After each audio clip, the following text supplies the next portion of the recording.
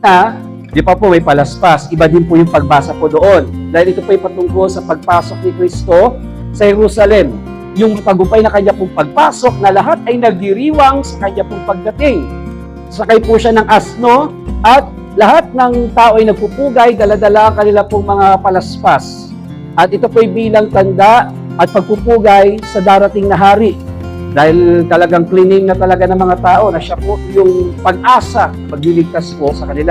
Kaso nga, sa kabila ng kanilang pagkilala kay Jesus, dumating naman yung punto na siya po ay ibibigay din para ipapatay. Minsan sa buhay po natin, maraming tao ang nagdidiwang sa ating pong tagumpay. Pero kapag ikaw ay nasa kagipitan na, wala ka nang makita. Naranasan niyo po ba yan? Yung kapag ikaw ay plenty, ang dami mong kamag-anak, ang dami mong kaibigan, ang daming nagchat-chat sa'yo, ang dami mong mabati sa'yo, malayo ka pa lang, binabati ka na. Yung mga tao, lagi nagdiriwang. Pero kapag ikaw yung walang-wala ka na, doon mo makikita yung mga totoong tao sa hindi totoo sa iyo.